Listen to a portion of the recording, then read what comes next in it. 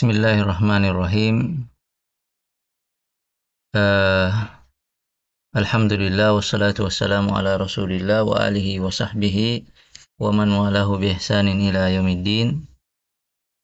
Setelah pembahasan tentang al-illah dan hikmatut tasyri', maka pada kesempatan kali ini kita akan murajaah membaca syarat-syarat hal-hal yang terkait dengan syarat-syarat illah.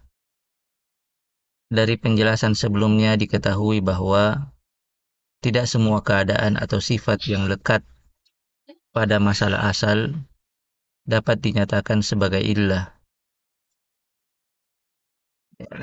Jadi tidak semua keadaan atau sifat yang lekat pada masalah asal dapat dinyatakan sebagai illat hukum dari masalah itu. Ada beberapa ketentuan yang menjadi syarat sahnya keadaan atau sifat itu dinyatakan sebagai illah yang benar. Penetapan syarat-syarat ini dilakukan mengingat bahwa tujuan daripada penetapan illat tersebut adalah agar qiyas dapat diberlakukan pada masalah cabang. Jika ternyata illah itu adalah keliru, maka batallah fungsinya sebagai penghubung antara masalah asal dan masalah cabang. Karena itu ulama menyebutkan beberapa syarat sahnya sebuah keadaan atau sebuah hal dinyatakan sebagai illat hukum dari sebuah masalah. Syarat-syarat illah yang dimaksud yang pertama adalah keadaan atau sifat itu harus berupa keadaan atau sifat yang zahir. Maksudnya bahwa penetapan keadaan atau sifat itu sebagai illat harus dapat dijelaskan secara logis. Contohnya illat pengharaman khamar adalah adanya sifat memabukkan yang lekat pada minuman itu. Nah, penjelasan penetapan illat itu sebagai alasan penetapan hukum sifatnya jelas bahwa jenis minuman itu adalah minuman yang memabukkan, yang akan berimplikasi pada hilangnya kesadaran orang yang meminumnya. Dan illat seperti ini juga lekat pada beberapa jenis minuman lainnya. Karenanya maka status mengkonsumsi minuman itu adalah haram dikiaskan dengan haramnya minum khamar.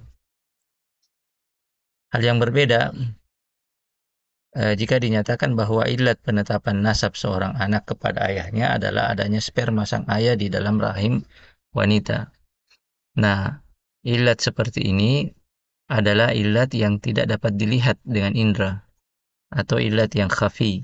Karena itu tidak sah dinyatakan sebagai illat dalam penetapan nasab seorang anak kepada ayahnya. Illat yang benar dalam penetapan nasab seorang kepada ayahnya adalah adanya bukti akad nikah yang sah antara sang ayah dan ibu dari anak tersebut.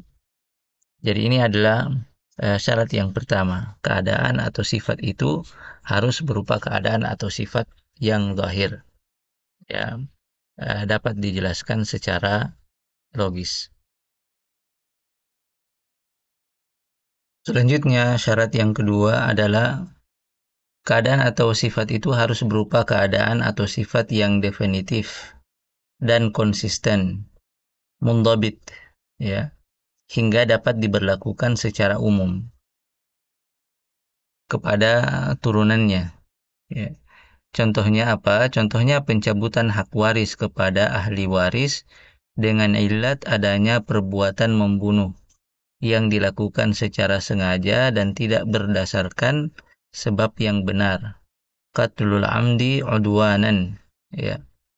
Nah, jenis illat semacam ini adalah illat yang mundhabit dan karenanya mungkin atau memungkinkan untuk juga diterapkan pada masalah cabang, yaitu keadaan yang menyebabkan pihak yang diberi wasiat kepadanya diharamkan dari haknya menerima wasiat yang diberikan kepadanya.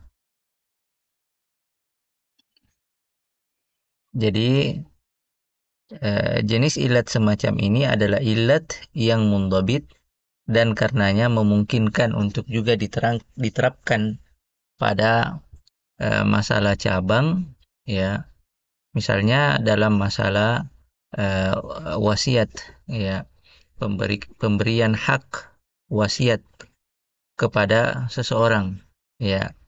Mungkin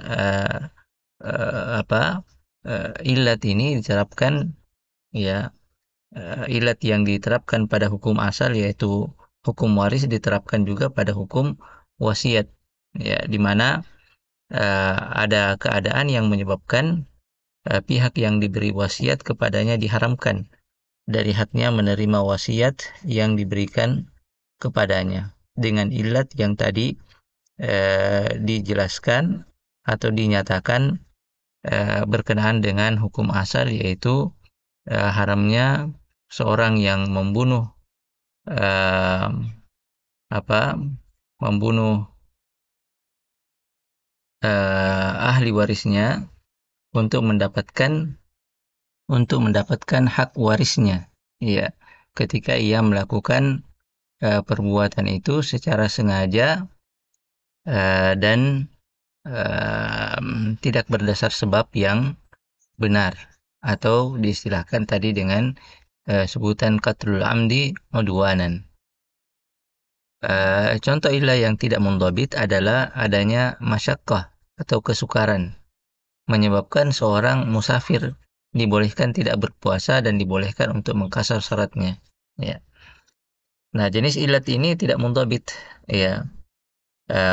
Kalau kita menyatakan bahwa ilat dibolehkannya mengqasar atau berbuka puasa adalah karena adanya masyaqqah, adanya kesukaran, maka kita menyatakan bahwa ilat ini tidak mundhabit karena akan gugur jika orang yang safar itu tidak mendapati masyaqqah, tidak menemukan masyaqqah untuk tetap melaksanakan sholat dan untuk tetap melakukan puasa ketika safar. Olehnya ilat yang tepat dalam dua masalah yang telah kita sebutkan tadi, bolehnya mengqasar salat dan bolehnya tidak berpuasa, ilat yang tepat adalah safar itu sendiri.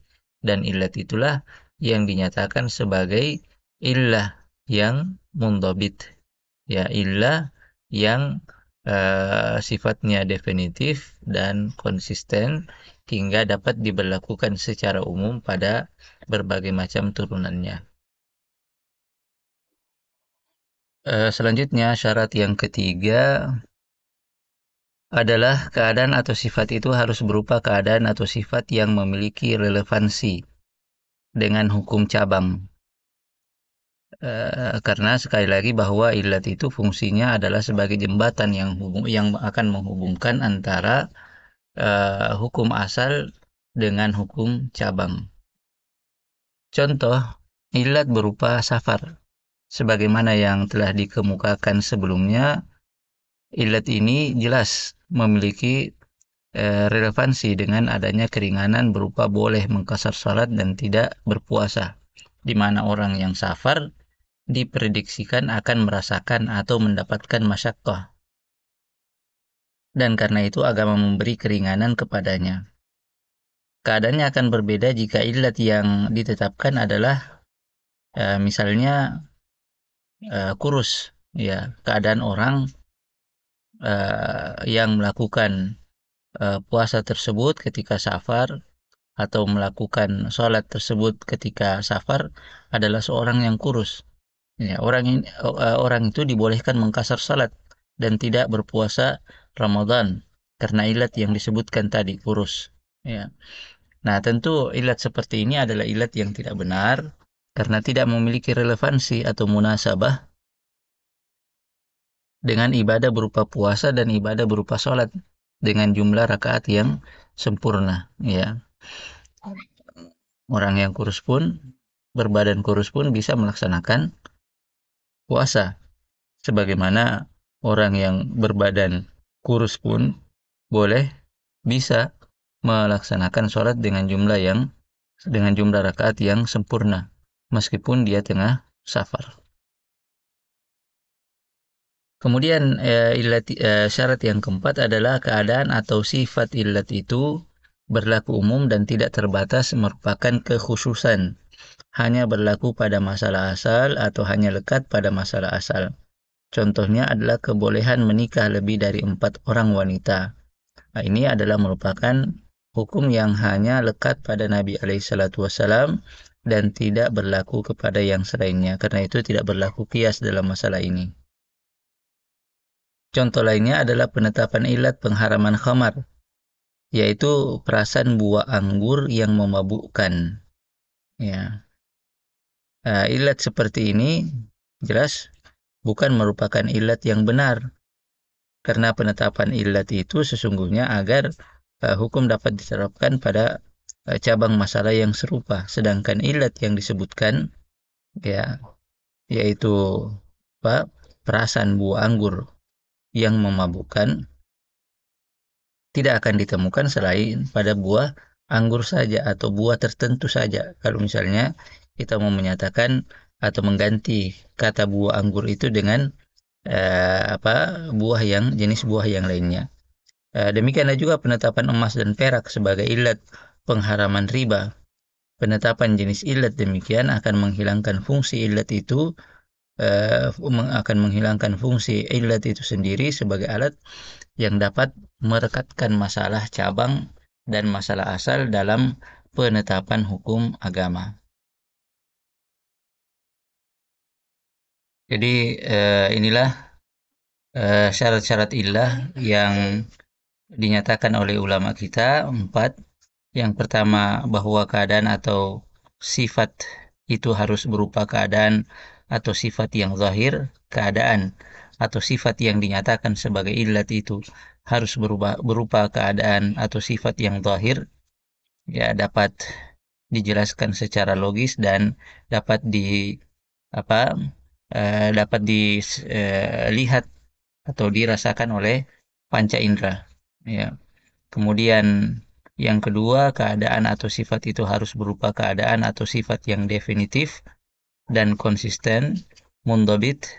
Kemudian yang ketiga, keadaan atau sifat itu harus berupa keadaan atau sifat yang memiliki relevansi atau munasabah dengan hukum cabang.